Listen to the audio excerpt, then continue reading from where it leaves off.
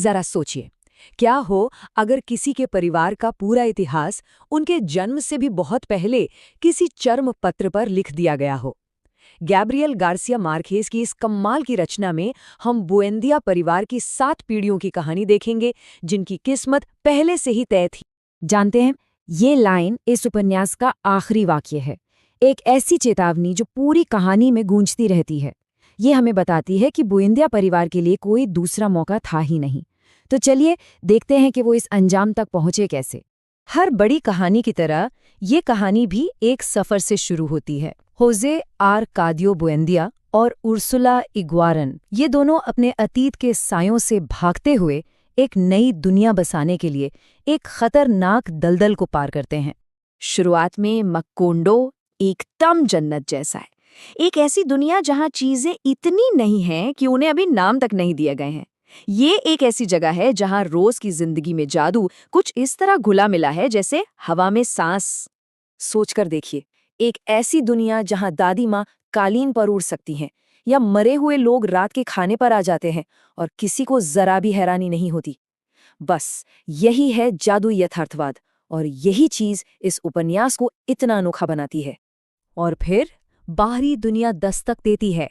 मेल्क्वियाडिस नाम का एक रहस्यमयी जिप्सी मकोंडो में सिर्फ बर्फ और चुंबक जैसे चमत्कार ही नहीं लाता, बल्कि अपने साथ लाता है किस्मत का लिखा हुआ लेखा जोखा, चर्मपत्रों का एक सेट जो बुएंदिया परिवार के मुकद्दर को हमेशा के लिए बदलने वाला था। अब जिप्सियों के साथ साथ दुनिया का बाकी हिस्सा भी मकोंडो पहुंच जाता है, और उसके साथ आती है राजनीति, जंग और एक गहरा कभी न खत्म होने वाला अकेलापन जो परिवार की कई पीढ़ियों को अपने घेरे में ले लेगा।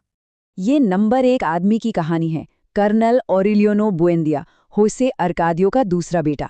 वो एक महान विद्रोही नेता बनेगा जो सरकार के खिलाफ 32 नाकाम विद्रोहों का नेतृत्व करेगा। इतने सालों के खून खराबे के बाद कर्नल को ये एहसास होता है कि ये सब कुछ बेमतलब था।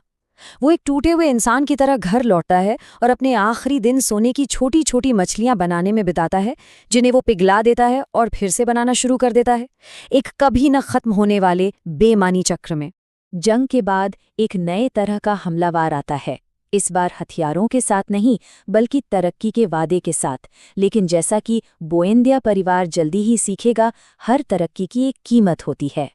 अमेरिकी बनाना कंपनी मकोंडो को पूरी तरह से बदल देती है। वो अपने साथ पैसा और आधुनिकता लाती है, लेकिन इस समृद्धि के नीचे एक गुस्सा उबल रहा होता है, क्योंकि कंपनी मजदूरों का शोषण करती है और यही एक भयानक टकराव की जमीन तैयार कर रहा था।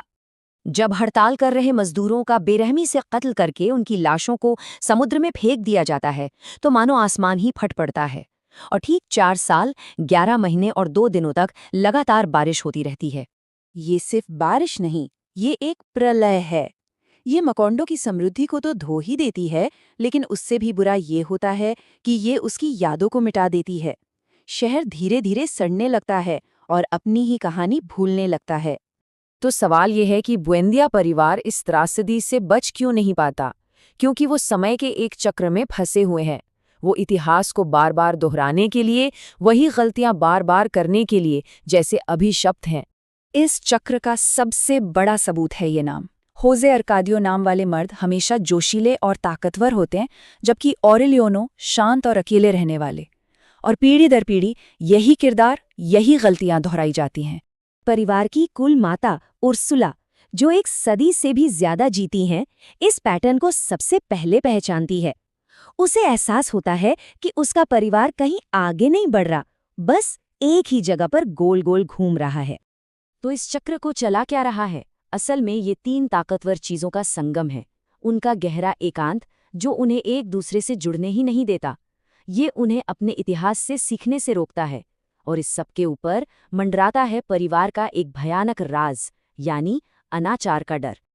और ये सब हमें कहानी के एक ऐसे चौंकाने वाले अंत की ओर ले जाता है, जहां जिप्सी मेल्क्वियादेस के छोड़े हुए वो रहस्यमयी चर्मपत्र आखिरकार अपने राज खोलते हैं।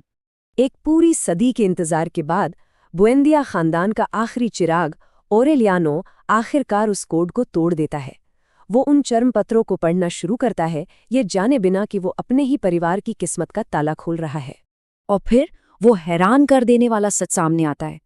वो सिर्फ इतिहास नहीं पढ़ रहा है, वो भविष्य पढ़ रहा है, वो अपनी कहानी पढ़ रहा है, ठीक वैसे ही जैसे जैसे वो घट रही है।